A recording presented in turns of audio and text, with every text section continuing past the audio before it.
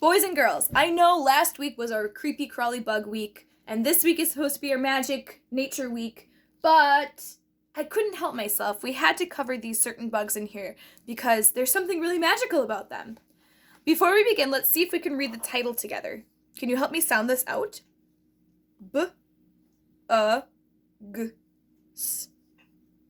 B-U-G-S. Let's put it all together. Bugs.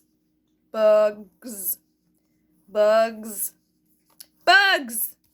This book is all about bugs, and they're huge bugs, too. Look at that giant mantis. Makes me think of our old pal Manty, right, Easton? Okay, I'm going to show you this page more closely. It's all about camouflage. I know we've talked about camouflage before, but it's just very amazing that something so small like a bug can have a body that changes to fit inside nature so well so that predators cannot find it. It's almost like being a magician. So let me show you more closely, okay? Okay, look at this guy. This bug is called the leaf insect. The wings of this insect are leaf-shaped and even have vein-like markings. Can you see those there? Just like a leaf. Sitting on a leafy bush, this insect is almost invisible. Its color varies according to the light. It becomes darker at night and paler again by day. Most leaf insects are less than 4 inches long. Why do you think it would need to get darker at night and lighter during the day? I wonder if you can think about why that would be. Look over here at this one. This is called the lichen spider. Mottled colors and tufts of tiny hairs covering its body and legs help keep this spider well hidden on lichen-covered tree bark. If the spider suspects danger is near, it flattens itself even more against the bark and becomes very difficult to see. Wow. Do you think this is an insect or an arachnid? Can you remember? How many legs would an insect need, and how many legs would an arachnid need? Let's move on down here. Here is one that's very cool, and I believe another word for this creature is the inchworm, but I could be wrong. Let's read about it. This is called the geometrid caterpillar.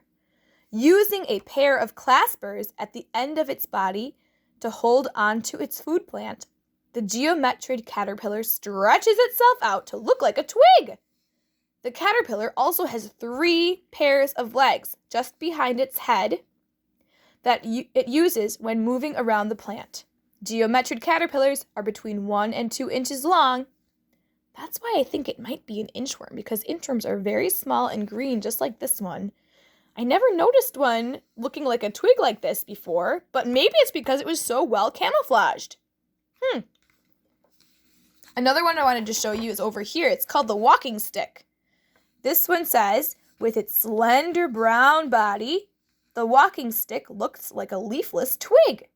During the day, it clings to a plant, and its long, thin legs sway gently to look as though they are being blown by a breeze.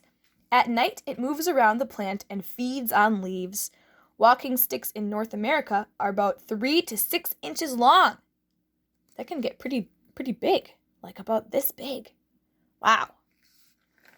Last one I'd like to read to you today. Oh, my scissors from our project earlier in the way. Crab spider. This little spider stays hidden in order to surprise prey. Ooh, that's interesting. So all of these guys are trying to be camouflaged so they can hide from the predators. But this spider is trying to catch prey, and that's why it's camouflaged. It sits on a flower that more or less matches its own body color and waits for an insect to come and feed on the nectar. Ooh. Then it seizes the insect in its front legs and kills it with a bite, usually to the neck. Ah! The venom in the spider's bite paralyzes the victim. The crab spider is only about half an inch long. Oh my goodness. Very small. You guys could get your measuring tapes out and see how big each of these animals really is. So this guy's about half an inch. This guy, it said 3 to 6 inches long. You can go measure and see how long that would be. This guy is about 1 to 2 inches long. And this one said about 4 inches long, less than 4 inches long for the leaf insect. And they didn't specify how big this spider is. Maybe we could research that and find out because I don't know. I hope you enjoyed this book all about different camouflaged creatures. And I think that it's pretty magical that these guys can make their bodies look like this. Ugh, nature is just so full of surprises.